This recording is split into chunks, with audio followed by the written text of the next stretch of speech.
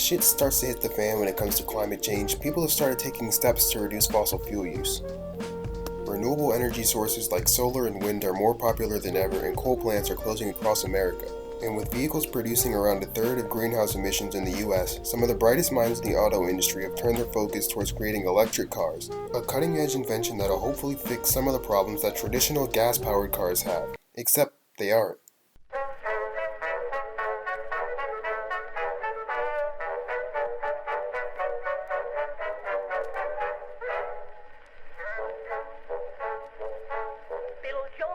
Electric cars have been around since the 1890s, and they were actually really popular, especially with urban residents and women. In today's video, we'll take a look back at the birth of electric cars, their rise in popularity, their decline, and their modern rebirth and resurgence over the last 20-ish years. But wifey dear would catch him, and she simply murmured. The first successful electric vehicle in the US was created by William Morrison between 1888 and 1890. It could carry up to 12 passengers and had a top speed of 20 miles an hour. In order to demonstrate the usefulness of his invention, Morrison's electric carriage was entered into a parade in several notable races. As word spread around the globe, Morrison's invention was featured in many newspapers and journals, and before the end of the year, Morrison had received over 16,000 letters from people wanting to know more about his self-powered electric carriage. Interest in motor vehicles increased dramatically in the late 1890s and early 1900s. Compared to the gas and steam-powered vehicles available at the time, electric cars were quiet, easy to drive, and didn't emit smelly pollutants. A fleet of electric taxis were introduced in London in 1897. They were nicknamed the Hummingbirds due to the humming noise that they made. That same year in New York City, Samuel's Electric Carriage and Wagon Company began running electric hansom cabs. These early electric cars were especially popular in cities where their limited range was less of a problem. They were often marketed towards women due to their ease of operation and were stigmatized because of this, leading to some companies putting radiators on the front of them to disguise the fact that they were electric. At the turn of the century, 38% of cars in the US were electric compared to only 22% powered by gas. Acceptance of electric cars was hampered initially by a lack of electrical infrastructure.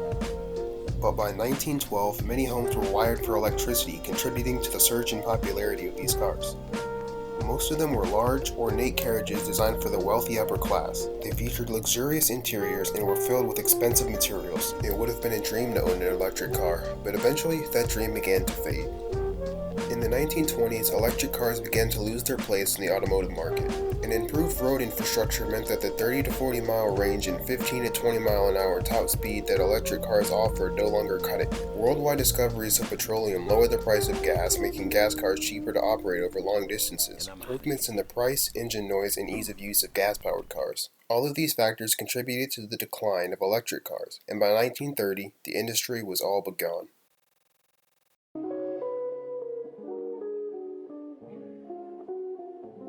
On July 31, 1971, the lunar roving vehicle became the first manned vehicle to be driven on the moon, or anywhere other than Earth, really. It was fully electric and featured a DC motor in each wheel and a pair of 36-volt non-rechargeable batteries.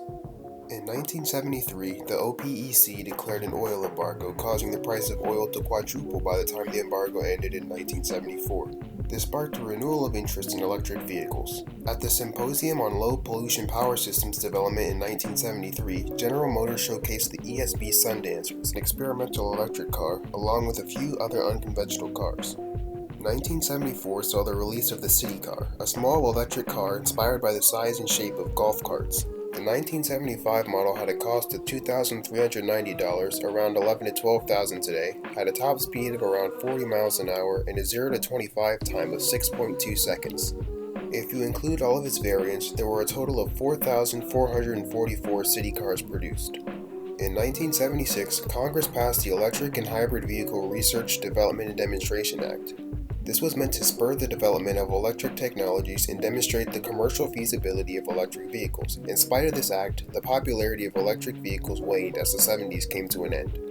In 1990, California passed a zero-emission vehicle mandate which required 2% of the state's vehicles be zero-emission by 1998 and 10% by 2003. This prompted automakers to start creating electric models of their vehicles, Ford with the Ranger EV, GM with the EV1, Honda with the EV Plus, and many more. Automakers were accused of not marketing these vehicles properly in order to create the impression that customers weren't interested in them. They also joined oil lobbyists in heavily protesting this mandate, leading to the lowered number of electric vehicles the law required. Interest in electric cars would decline across the US during the 90s, but in Japan, Toyota was hard at work on the Prius. Released in 1997, the Toyota Prius was an instant success. It won the Car of the Year Japan Award and sold almost 18,000 units during its first production year.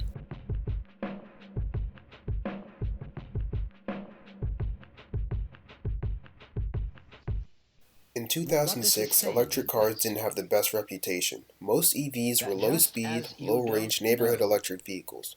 But an announcement was about to be made that would change the course of the electric vehicle forever from a company that you might have heard of. On July 19, 2006, Tesla revealed the Roadster. It did 0 to 60 in 3.9 seconds, had a top speed of 125 miles an hour, and a range of about 250 miles. The first 100 Roadsters sold out in less than 3 weeks, and the first Roadster was delivered to Elon in 2008. It'll live out the rest of its days cruising through the solar system. Quick side note, I definitely say the success of Tesla led to Elon's glow-up. In 2010, the Nissan Leaf became the first modern, all-electric, mass-produced 5-door hatchback. It had a range of 73 miles according to the EPA and a 0 to 60 of 9.9 seconds. After investing its Roadster profit into R&D, Tesla released the Model S in 2012. It had a range of 265 miles and a 0 to 60 time of 4.3 seconds. It will become the first electric car to reach 1 billion miles and is one of the most popular electric cars out there today. After this, things get really complicated because today, almost every auto manufacturer out there has some sort of EV or hybrid. Toyota has the Prius, Honda has the Insight, BMW has the i3, Volkswagen has the e-Golf, Tesla has the X3, X, and Y. Even Ferrari has a horse in the race with their most powerful street legal car ever being a hybrid. With more options than ever, the future of electric cars seems bright. They've gone from being top-of-the-line cars to being kind of a joke for a few decades to now being back in the spotlight once again.